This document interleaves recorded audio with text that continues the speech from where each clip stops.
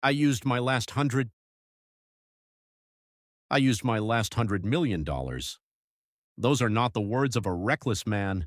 Those are the words of Francis Ford Coppola, the director of The Godfather, a man who had spent 50 years building one of the most respected careers in Hollywood history, a man who had turned a wine business into a $100 million empire, a man who owned resorts, a private island, and a historic landmark building in San Francisco.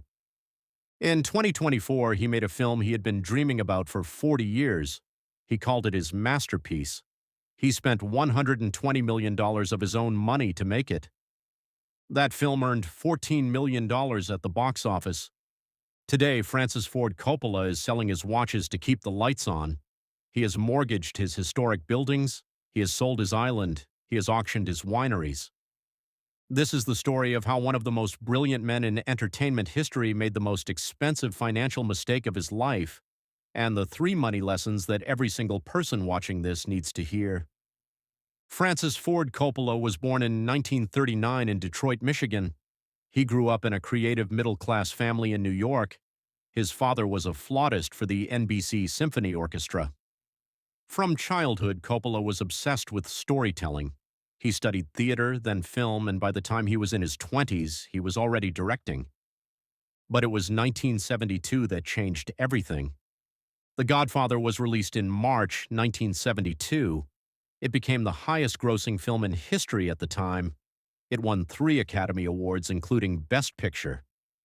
Overnight, Francis Ford Coppola became the most powerful director in Hollywood. He followed it with The Godfather Part 2, then Apocalypse Now, 3 of the most acclaimed films ever made, released within 7 years. But here is something most people do not know about Coppola.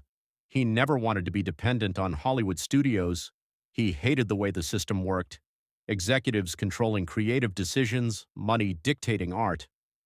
So he made a decision that very few directors ever have the courage to make. He decided to build his own financial empire, completely separate from film. In 1975, 3 years after The Godfather made him famous, Coppola purchased a winery in Napa Valley, California.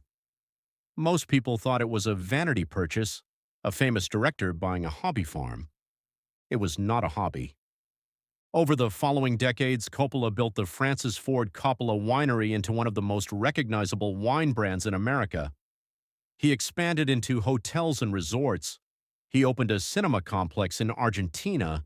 He bought a historic 7-story landmark building in San Francisco, the Sentinel Building, for just $500,000 in 1973, the year after The Godfather.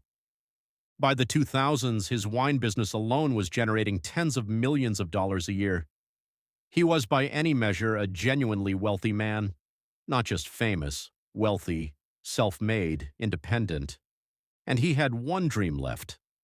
For 40 years, Coppola had been developing a film called Megalopolis, a sweeping, ambitious epic, inspired by the fall of the Roman Republic, set in a fictional future version of New York City. He described it as his life's work, his ultimate statement, the film he was put on Earth to make. Every major studio in Hollywood had passed on it. They said it was too expensive, too complex, too risky. Nobody would fund it. So in 2019, Coppola decided to fund it himself. The budget for Megalopolis started at around $100 million. By the time filming wrapped, it had grown to at least $120 million, more than intended, more than planned, more than anyone had expected. To pay for it, Coppola began selling pieces of the empire he had spent 50 years building.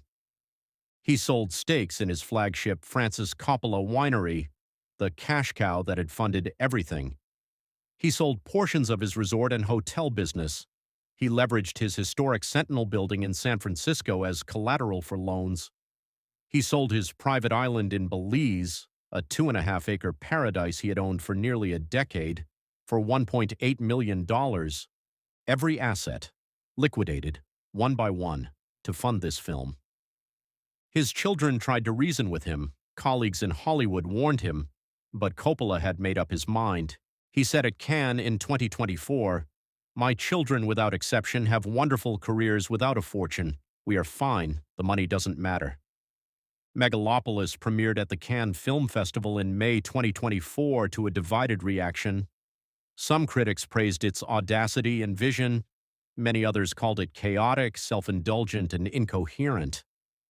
It opened in American theaters in September 2024. In its opening weekend, it earned $4 million against a budget of $120 million. By the end of its theatrical run, Megalopolis had earned $14.4 million,